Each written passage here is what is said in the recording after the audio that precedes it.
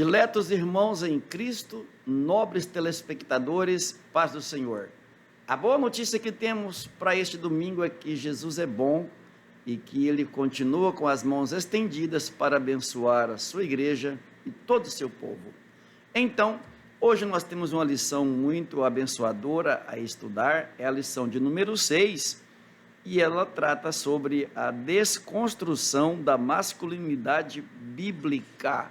Um tema muito empolgante, e comigo nesse estúdio está o pastor Eliseu Oliveira. Com certeza ele está já pensando em nos trazer um esclarecimento sobre esse tema, a quem é conferida a oportunidade.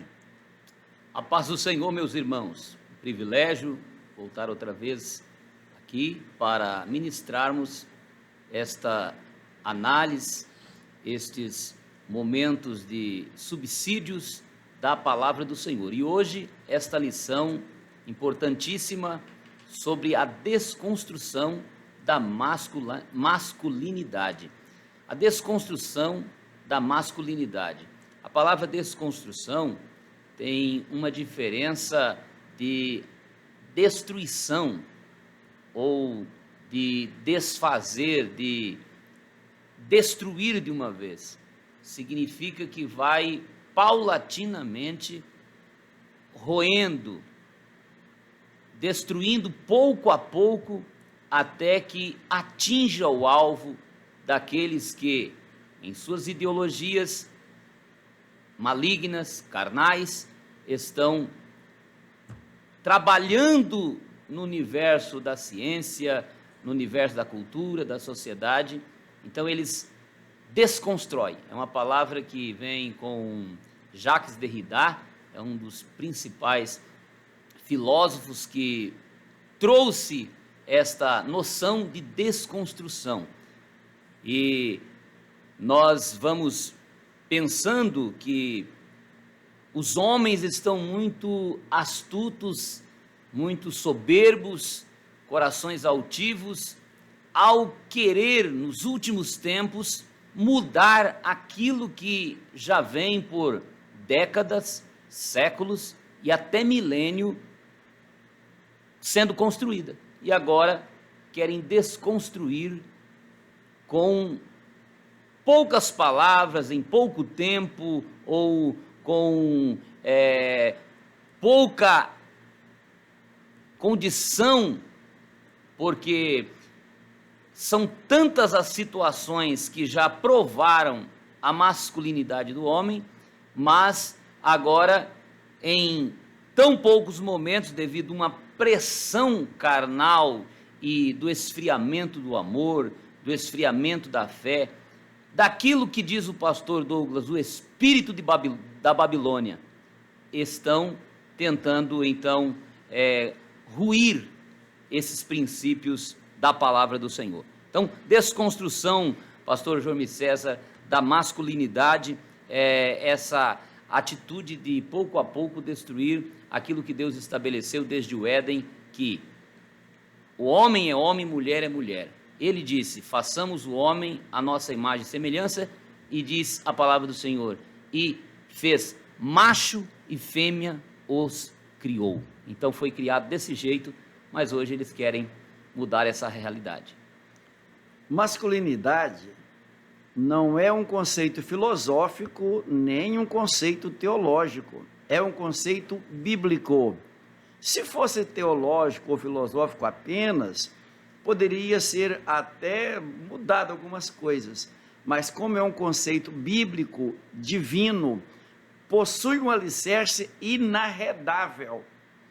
E a igreja trabalha em cima desse alicerce inarredável que é Cristo. Então é impossível mesmo mudar este conceito e mudar este alicerce. Pastor, o texto áureo fala assim: e tomou o Senhor Deus o homem e o pôs no jardim, no Éden, para o lavrar e o guardar. Gênesis capítulo 2, versículo 15. Aqui o homem ganha duas funções primordiais: lavrar e guardar. Ele tinha que cuidar do jardim e guardar o jardim. Era um trabalho primordial dado por Deus ao homem. E dessa função decorre outras tantas que são pertinentes à masculinidade. Atribuir isso à mulher é sobrecarregá-la a tal modo de impedir que ela tenha a proteção que lhe é devida. Então, cumpre ao homem lavrar e guardar, função de natureza masculina, atribuída diretamente por Deus ao homem, para que a sua casa, para que a sua família fosse devidamente guardada, devidamente protegida. Nós temos em verdade prática, o homem foi criado com qualidades que expressam virilidade, responsabilidade e liderança. Há um hormônio de natureza masculino que o faz assim, como esse ser responsável para a proteção da família. Esse hormônio masculino que ele possui dá a ele uma coragem específica, dá a ele também uma força física superior à da mulher, dá a ele uma condição psicológica também preparada para isso. Deus nunca erra no seu saber e no seu fazer. Então Deus já fez tudo certo e com certeza não precisando de ser modificado nada. Pastor, esse é o entendimento que nós temos em relação à verdade prática quanto à virilidade, responsabilidade e à liderança que Deus confere ao homem. Caso o senhor queira... É impressionante como Deus trata essas coisas e já deixando claro desde o início a constituição da mulher sendo não somente fisicamente diferente do homem, mas também psicologicamente, mentalmente, e isso ninguém consegue mudar. É só avaliarmos, fazermos os levantamentos e observarmos as estatísticas quando se trata das pesquisas sobre o caráter, a postura, as ações da mulher e do homem, que se percebe essa diferença, mas Deus já havia determinado elas ali no jardim. E isso fica também ainda evidente para ratificar, quando o homem peca, Deus diz, olha, do suor do teu rosto comerás o teu pão. Não fala para a mulher que é do suor do rosto dela que comerás o teu pão. A terra vai produzir espinhos e abrolhos. Não fala para a mulher, fala para o homem, porque a função dele é esta. Agora, para a mulher, ele disse assim, olha, aumentarei a dor da sua conceição, e com dores terás filho, porque já está indicando para a mulher que o trabalho dela ficaria mais reservado a esse cuidado dos filhos, a esse cuidado da família, a esse cuidado de estar ajudando na constituição do lar, no trabalho do lar, nesse auxílio do lar, dando a entender de antemão que a sua estrutura, sendo diferente, Deus então lhe dá também chances de não enfrentar aqueles trabalhos brutos do homem. Aqui podemos observar que quem ficou com a pior parte foi o homem, se for olhar, embora alguém vai dizer, não, mas a geração de filhos é tão difícil. Mas em relação ao trabalho, nós percebemos que o homem, ele é o responsável pelo sustento. Quando não há o sustento no lar, há a falha direta por parte do marido, do homem, porque assim foi que Deus estabeleceu desde o Éden. Então essa virilidade, que significa essa força física, essa coragem, essa confiança no sentido psicológico que Deus deu, essa liderança que Deus entregou ao homem, é algo específico da masculinidade. Nós temos em nossa lição 3 pontos a ser abordados, e o primeiro deles fala sobre a masculinidade bíblica. A Bíblia trabalha com essa questão com muita seriedade, ela trabalha a questão da masculinidade. A criação divina do ser humano. Então Deus criou o homem dando a ele essa compostura física, essa estrutura apropriada para o trabalho, inclusive um trabalho pesado, trabalho que demanda maior força e esforço físico do que o trabalho que Deus conferiu à mulher. É verdade que o homem pode fazer trabalhos que fora conferida à mulher, trabalhos, digamos, até de cuidar de crianças. Isso não é nada vexatório, não. É uma parceria que tem dentro do lar, que o marido também precisa ajudar, cuidar das crianças, especialmente na educação. Mas o trabalho de prover o lar é responsabilidade do homem. Nada impede também que a mulher auxilie o marido em alguns desses trabalhos. Nós temos exemplo de várias mulheres, tanto na Bíblia quanto fora da Bíblia, que trabalhavam na lavoura, que trabalhavam na produção de vegetais e na industrialização disso. Não é nada vexatório também, é só a questão de colaboração, mas assim, alguns com atribuições específicas, e é isso que Deus quis fazer, dar a alguém responsabilidades específicas e atribuições que deverão ser observadas e coadjuvadas dentro do casamento pelo cônjuge, naturalmente. As características dessa masculinidade, pastor Eliseu, elas podem acontecer, por exemplo, a condição de provedor, esse cultivar o jardim, esse guardar o jardim, ele dá essa condição de protetor e provedor. Como que o senhor poderia ajudar nossos internautas, nossos alunos, a melhor compreender essa questão de que a masculinidade ela está muito ligada ao cultivar, ao guardar, ao zelar, ao empreender forças maiores demandadas nessa guarda e proteção da família e da condição social?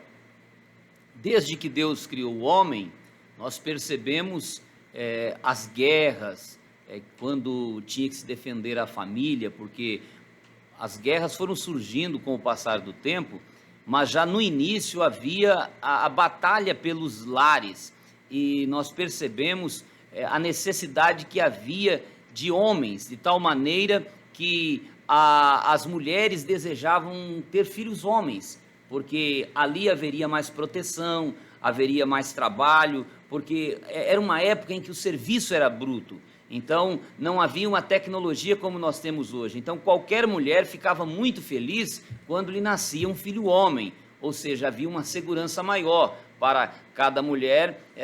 Imaginava, se nascer 2, 3, 4 homens, melhor. Não desfazendo do desejo de ter meninas também, que eventualmente havia, mas quando nasciam os homens, já era uma garantia para a família. Daí a Bíblia dizer que o homem enche deles as suas aljavas, né?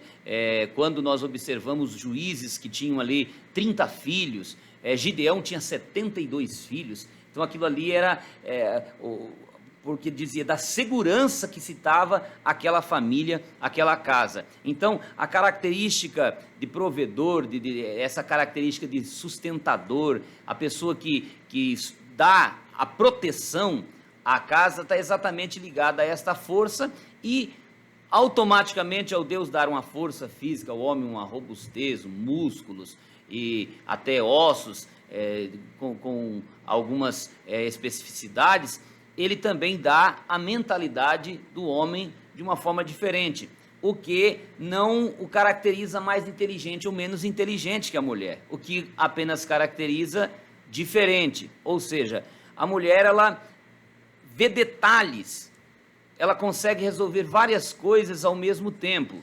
De repente, a ciência até diz que ela consegue resolver dezenas, né? Ou pelo menos as conversas por aí, né?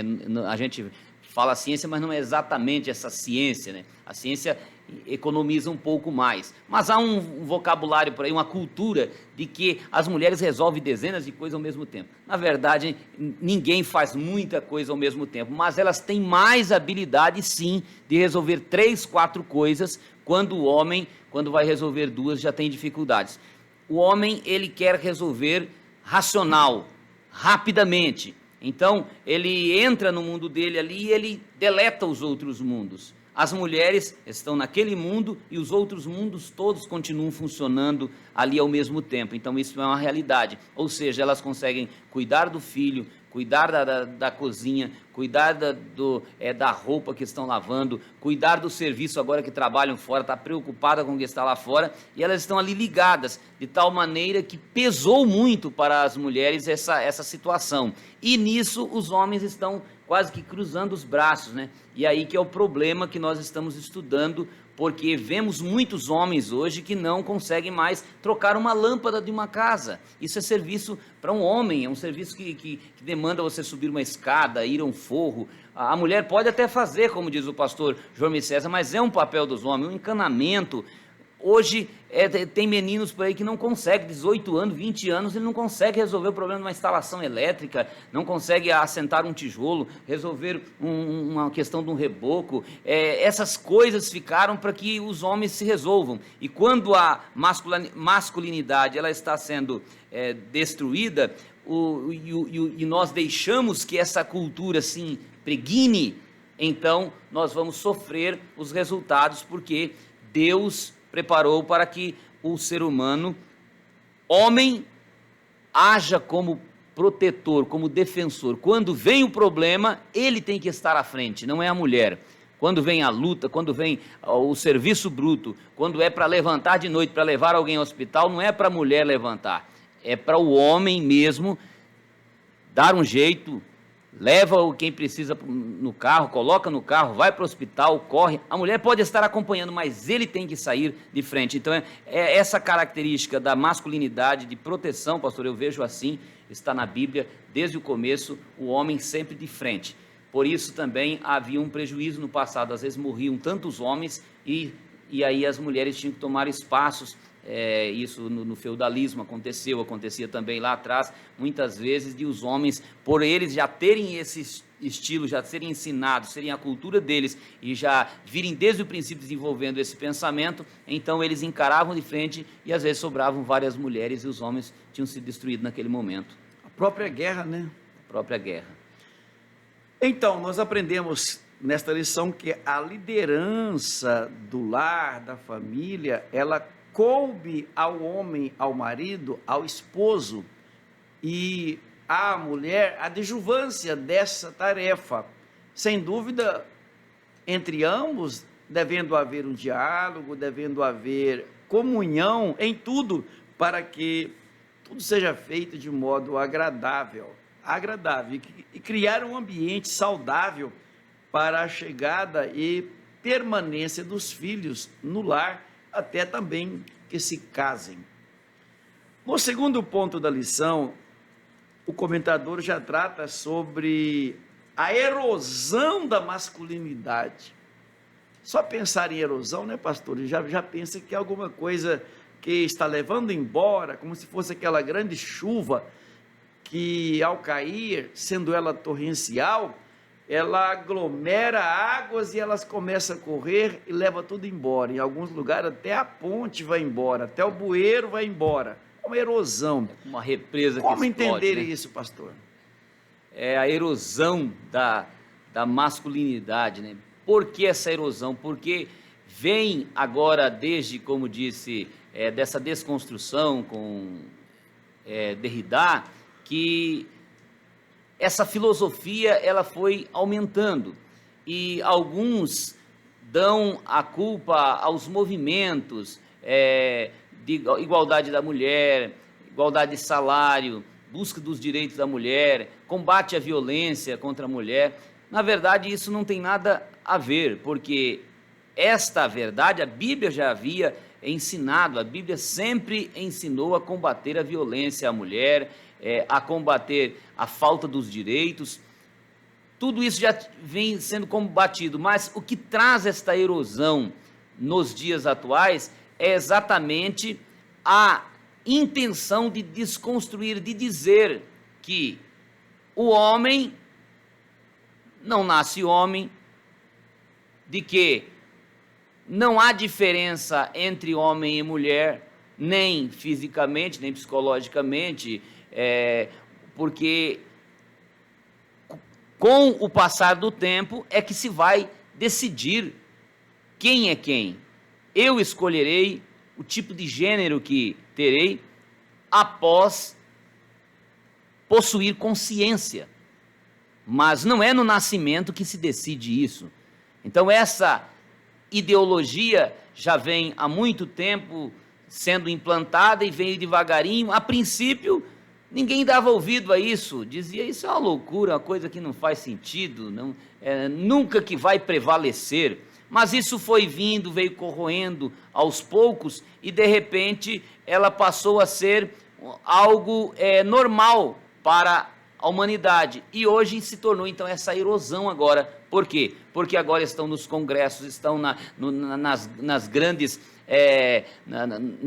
reuniões, nas grandes ônibus, nas grandes universidades, os grandes pensadores, nos grandes debates, de tal maneira que esqueceu-se o outro lado e estão apenas trazendo esse dilúvio de informações opostas à Bíblia Sagrada, que constitui então uma erosão àquilo que a Bíblia tinha estabelecido, que o homem deve cuidar do seu lar, que o homem deve dar as diretrizes para os filhos. E aqui eu aproveito para dizer, você que é pai, os limites ali que os seus filhos devem ter, é você quem deve passar.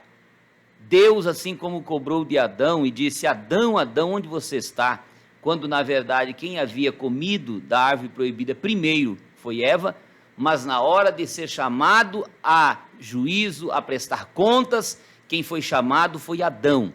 Assim também cada pai vai ser chamado, porque o limite é ele quem deve passar, a regra definida é ele quem deve determinar. Agora a mãe vai auxiliar nessa desenvoltura desta regra. Então, hoje dizem que não há necessidade. Uma mulher pode cuidar de sua família, fazendo o serviço de pai e de mãe, que não vai haver prejuízo algum.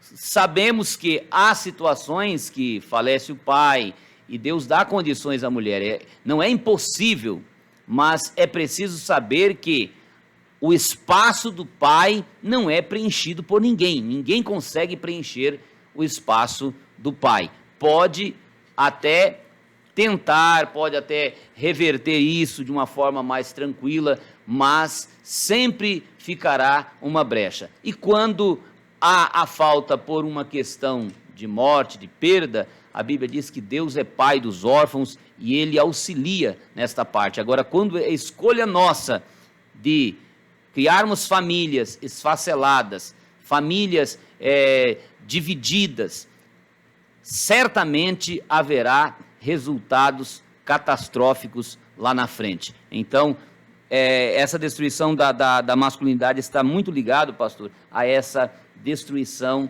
da constituição de família, aquilo que nós chamamos de família, aquilo que a Bíblia chama de família, ao desconstruir a masculinidade, ao desvalorizar o homem, o macho, o papel do homem, eu acabo destruindo a família, que vai perder também o seu espaço, e cada um não saberá decidir, definir claramente o seu papel, e vai virando uma bagunça, e se chama isso uma erosão.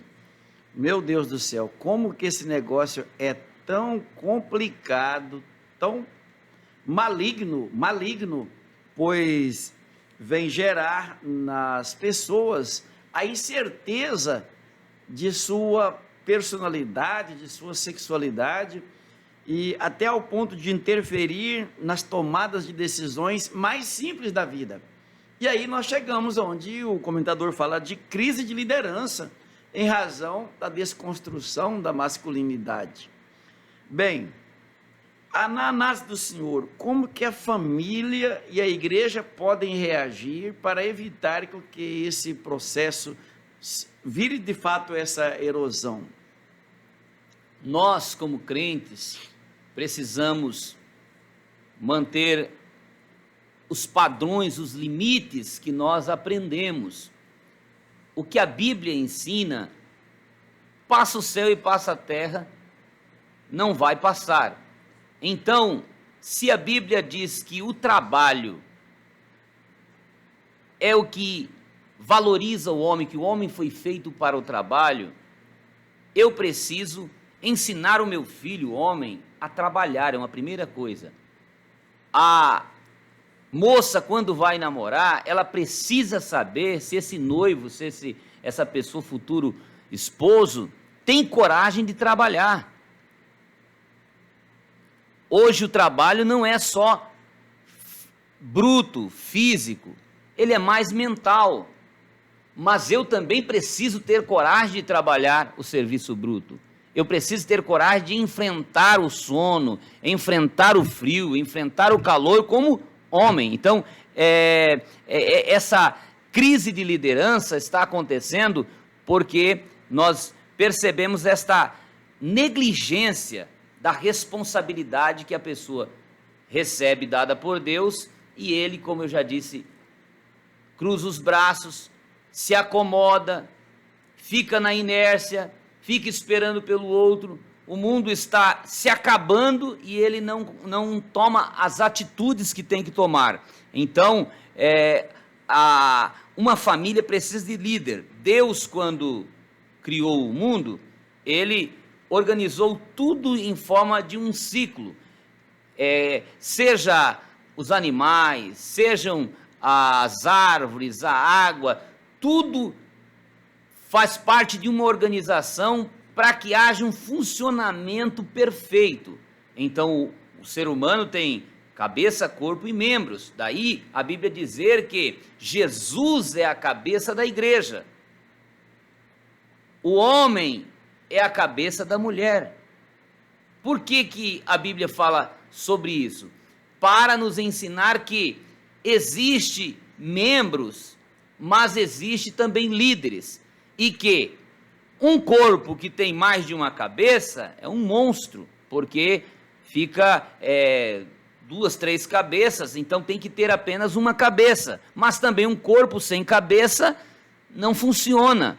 Então, o que o mundo está querendo fazer com a família, com a igreja, com aquilo que Deus instituiu, que é a família, é exatamente monstrificá-la, de tal maneira que não tenha cabeça, ou quando tiver cabeça que tenha logo umas 3, 4, 5, que os membros percam as suas funções, não saibam o que fazer. Já pensou uma mão querendo fazer o serviço de pé, o pé querendo fazer o serviço da mão, o olho querendo fazer o serviço do ouvido, e aí uma confusão. E essa crise de liderança é exatamente isso. E Deus então diz aqui, né, o comentarista traz para nós, pastor, em Ezequiel capítulo 22, versículo 30, que Deus disse que estava procurando um homem para resolver o problema. Então ele foi lá entre os príncipes, mas não achou nenhuma pessoa que tivesse postura, que tivesse santidade, que tivesse responsabilidade, que tivesse compromisso com Deus e com a sua obra de se colocar na frente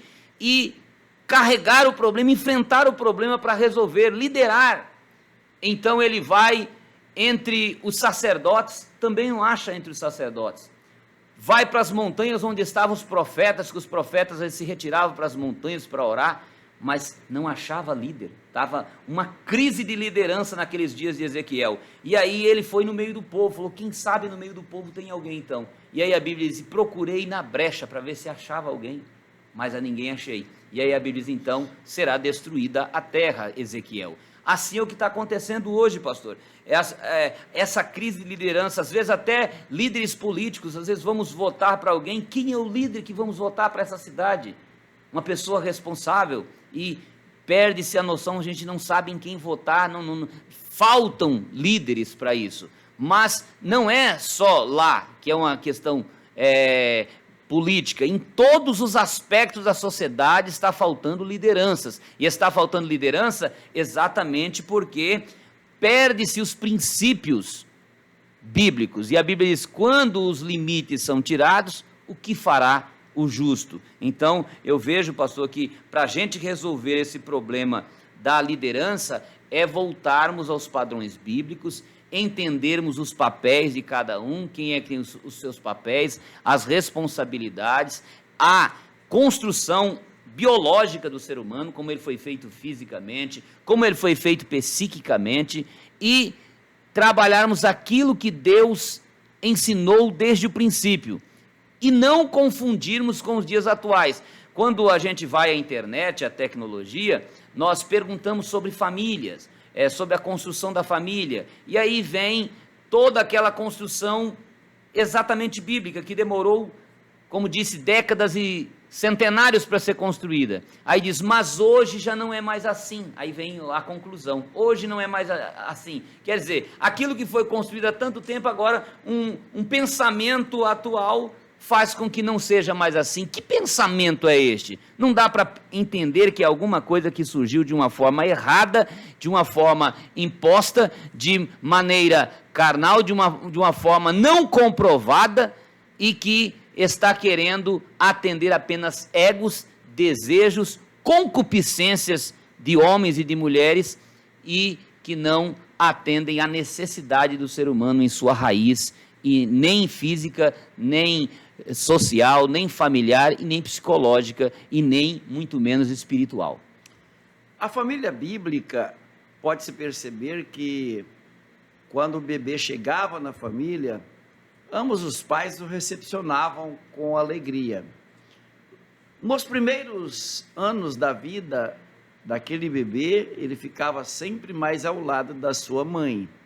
Logo que ele começava a crescer, digamos aos 5 anos de idade, ele começava a acompanhar o pai para que ele pudesse aprender as lides masculinas. Alguns já iam até para a roça, para a lavoura, para o campo, ou para as fábricas, que naquela época eram fábricas ainda bem domésticas, bem caseiras, mas eles já iam para aprender a trabalhar com o pai. E as meninas ficavam na sede, trabalhando junto com a mãe, ou aprendendo o trabalho junto com a mãe. Assim era construída a cultura familiar, dando a cada um a sua responsabilidade. A modernidade, ela, a nosso sentir, ela desvinculou isso. Hoje, você tem um menino de 14, 15, 16, 17 anos, ele ainda não consegue se manter, ele não tem condições de se manter. Na antiguidade, um menino de 10 anos, ele já cuidava da sua manutenção. Há países que, se o menino perder o pai ou a mãe com a idade bem pequena, ele sobrevive sozinho. Hoje, com 16 anos, 18 anos, um menino não sobrevive sozinho. Quer dizer, essa modernidade agravou o desenvolvimento econômico, financeiro e a capacidade de se autoprover dos meninos. E é preciso que a cultura bíblica seja ensinada, divulgada, para que nossos filhos aprendam os seus papéis desde novo. Essa situação, ela cria uma brecha da ausência de liderança na casa, no lar, para que facilite a entrada do Estado. Quando a casa não tem um líder, quem vai liderar a casa é o Estado. Em qualquer circunstância, uma ação na justiça, outra ação na justiça, ou contra o pai, ou contra a mãe, de modo que aí agora fica a brecha, fica aberta para o Estado, que não tem nada a ver com a família, gerir uma família, administrar uma família. E essa situação vem criando um contexto sociológico difícil de ser entendido e de ser prosseguido. O futuro da geração humana, ele está correndo grande risco, porque cada pai foi criado fora dotado de capacidade para gerir a sua família. Então deveria ser dada a orientação para que este pai pudesse administrar com mais técnica a sua família e não tirar dele a autoridade ou a capacidade de administrar a sua casa. E o mesmo a mãe também deveria ser. Então nós já estamos finalizando a nossa lição, caminhando para a finalização. Nós temos um espelho aqui, uma demonstração de alguém como provedor da família, como alguém que tinha o dever de, na sua masculinidade, promover a sua família, proteger e guardar. A Bíblia chama o exemplo aqui, Boaz, uma figura do Antigo Testamento, que se tornou da linhagem genealógica do Senhor Jesus Cristo. Muito interessante isso. E aqui nós temos um modelo de pai, um modelo de marido, um modelo de pessoa que soube administrar a responsabilidade que lhe fora confiada. Noemi era uma mulher que seu esposo veio a falecer, Elimeleque, seu esposo, veio a falecer. Ela tivera 2 filhos e ambos faleceram. Quer dizer, ela ficou viúva e desfilhada. Como seus filhos eram casados, uma nora retornou para os seus familiares e uma das noras resolveu seguir com ela a sua estrada para ajudá-la, porque ela já era uma mulher de idade, nem expectativa de novo casamento, nem expectativa de gerar filhos, ela tinha mais. Então, essa nora resolveu seguir com essa idosa para cuidar dela e prover-lhe o alimento, em razão de que seu marido e seus filhos haviam falecido. Porém, havia uma lei em Israel que prescrevia a necessidade de um parente próximo a se casar com a viúva, para que pudesse suscitar, trazer à memória aquele nome e aquela família, e não deixar isso apagar em Israel. Noemi, naturalmente, transferiu esse direito para sua nora, que era jovem, e ela aceitou todos os princípios que eram necessários para que ela, na condição de uma prosélita, se tornasse então uma pessoa da família. E Boaz aceitou casar com essa moça e trazer filhos à família de Elimeleque, para que pudesse herdar o seu patrimônio, a sua terra, os seus haveres, tudo aquilo.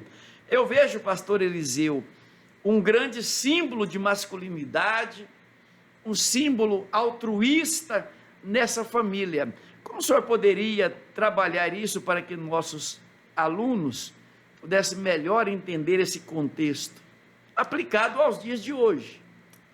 Quando o homem serve a Deus, ama o Senhor, é uma pessoa que está sintonizado com as coisas do céu, isso se torna natural, pastor, porque o Espírito Santo produz em nós os frutos. O fruto do Espírito é o gozo, paz, longanimidade, benignidade, bondade, fidelidade, que é o que houve aí em Boaz, essa generosidade, essa temperança, esse equilíbrio, porque nós vivemos para servir. Eu só sou feliz quando eu abençoo aqueles que estão perto de mim. Hoje, vindo no caminho, conversando com um dos professores que trabalham comigo, dizia a eles que a gente começa com a família, construindo uma família, e no final da vida, quem vai dar suporte para nós é a família. E quantas pessoas que estão despreocupadas, devido a essa ideia progressista e essa modernidade, acabam não querendo ter filhos, casam, mas querem viver só os dois. Outros têm um filho, mas não querem ter mais.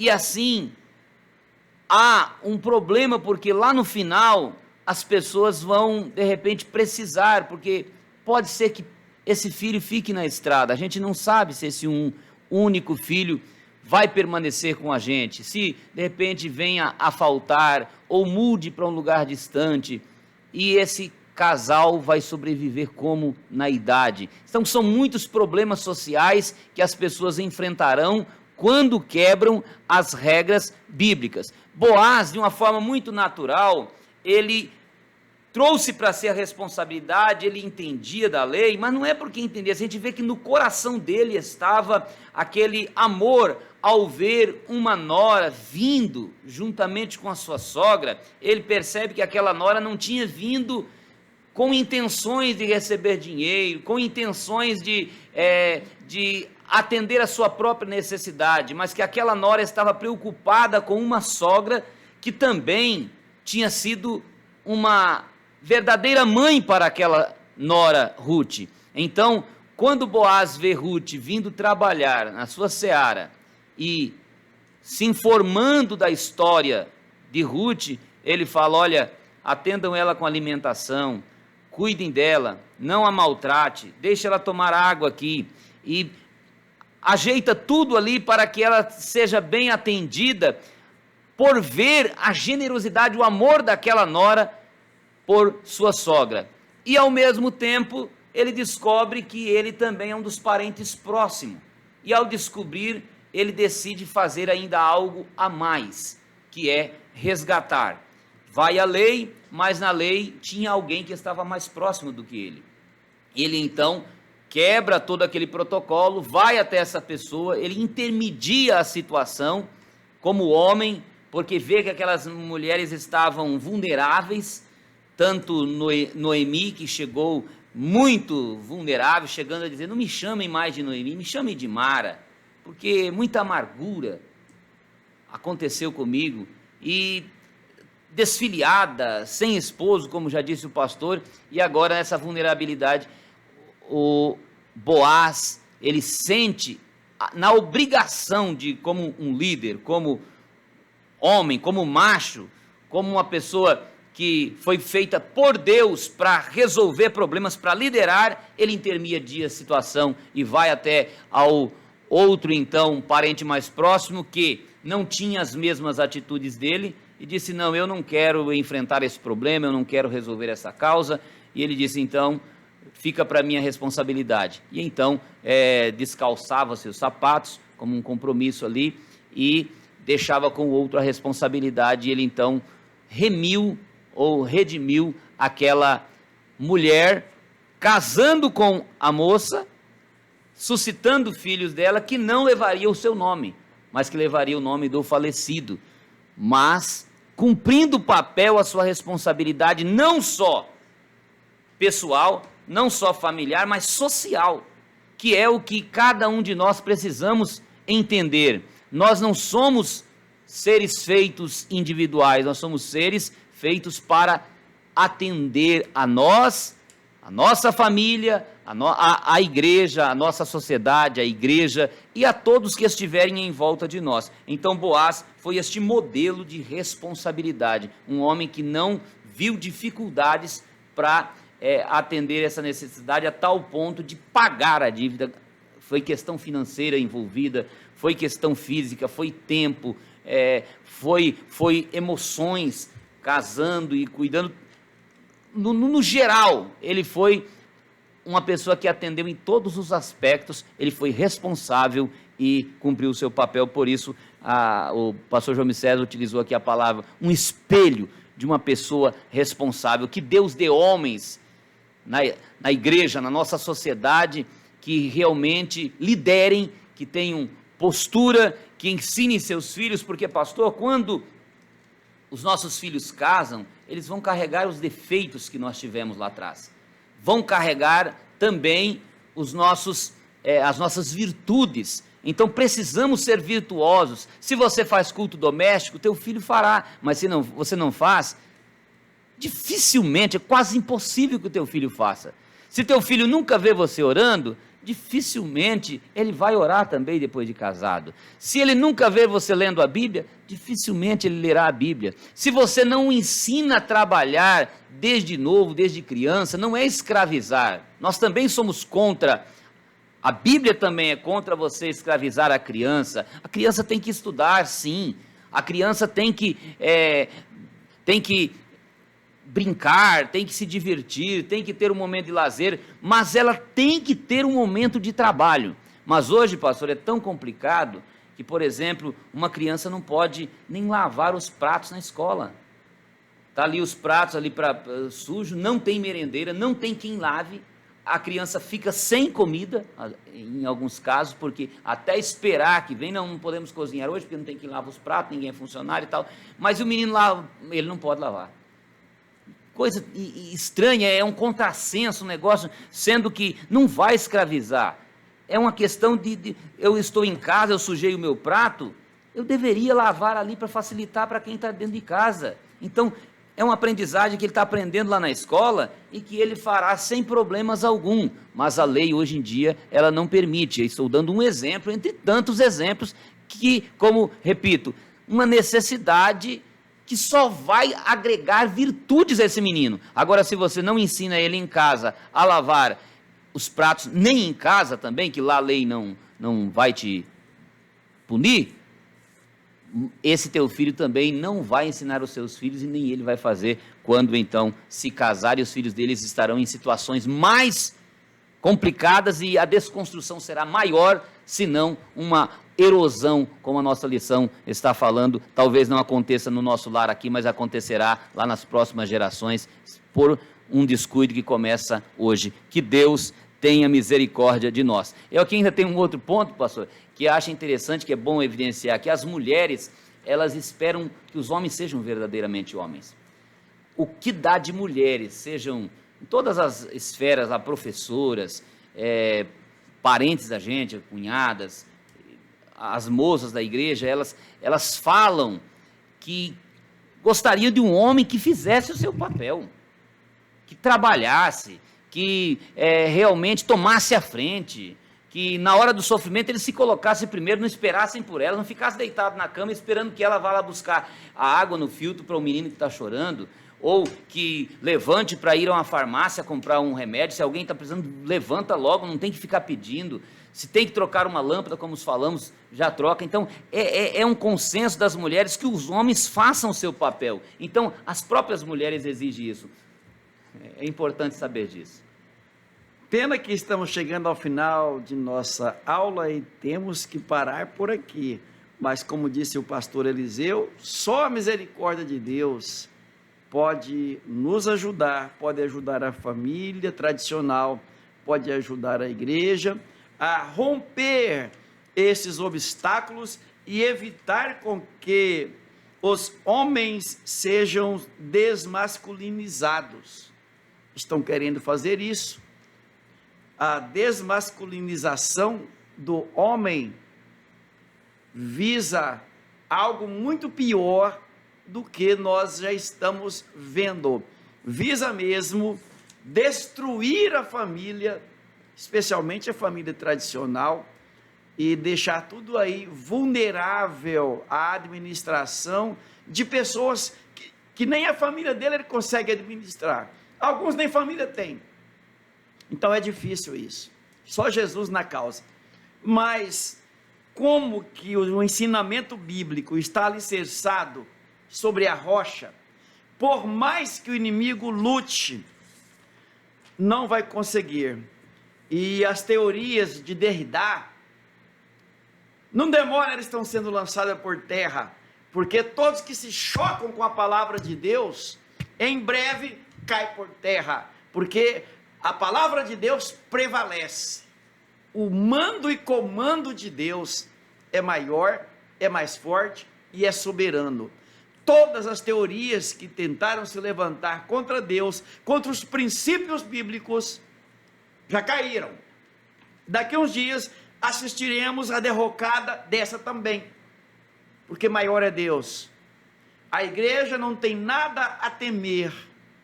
Aquela família que serve a Deus não tem nada a temer, porque Deus está com nós, Deus é maior e Ele é a nossa vitória. Estejamos agarrados neles e com a nossa casa edificada sobre a rocha. Eu até entendo que aquela parábola ela foi construída para agora. A casa edificada sobre a rocha, e a rocha é Cristo, e não há quem consegue arrancar da mão dele a família, a igreja, e ele a fará prosperar até o dia da volta dele, para levar esses crentes, que alguns chamam de fanáticos, levá-los para o céu. Eu estou aguardando a volta de Jesus. Penso que o senhor também está aguardando a volta de Jesus. A qualquer hora, a qualquer momento. A igreja está esperando a volta de Jesus, e a igreja não será envergonhada pelo adversário. Fique firme, professor. Fique firme, superintendente. Fique firme, pastor. Jesus é o nosso Senhor, é o nosso Salvador, é o nosso ajudador, o nosso defensor. E contra ela, a igreja, as portas do inferno não prevalecerão.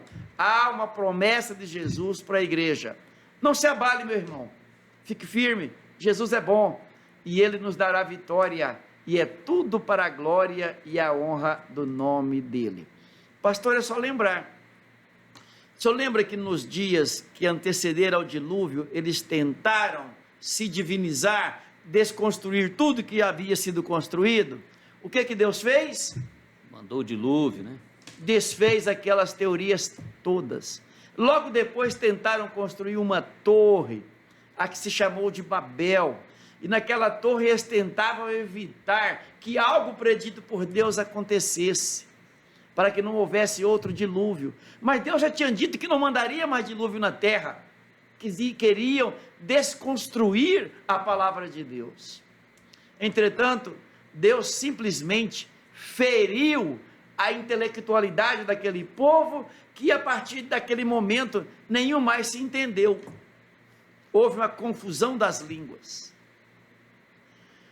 Já teve quem profetizasse o fim da igreja, o fim do cristianismo, e a história registra que em poucos anos aqueles autores pereceram, as teorias pereceram, e o nome de Deus continuou sendo glorificado. Não foi o primeiro e não será o derradeiro. Então todos que se levantarem contra essa rocha, contra Cristo, perecerão. Com o senhor a palavra final e os agradecimentos, pastor. Deus abençoe a todos os nossos irmãos. Oreis por nós, para que continuemos aqui servindo ao Senhor e podendo oferecer aquilo que Deus tem nos dado para contribuir de alguma forma com os nossos irmãos. Quero orar convosco em nome do Senhor Jesus. Querido Deus e maravilhoso Pai, obrigado, meu mestre, por nos dar a oportunidade de conversar um pouco aqui sobre esta guerra que estamos enfrentando, que é contra a desconstrução da família, a desconstrução, Senhor, da Tua palavra. Pai amado, enquanto nós estamos construindo a família, construindo, Senhor, os conceitos que estruturam o Teu reino, há milhares de ideologias tentando desconstruí-las, mas nós estamos aqui em Teu nome, Pai, e sabemos que vamos vencer. Abençoa nosso pastor Nelson, toda a convenção, toda a mesa diretora da nossa convenção, Pai, cada pastor presidente, cada obreiro do nosso estado de Rondônia, nosso Brasil e mundo. Pai amado, cada professor da escola bíblica dominical, que seja iluminado por Ti cada dia mais, e que a Tua palavra, Pai, seja forte, poderosa na boca de cada um quando forem lecionar, em nome de Jesus. Amém. Amém.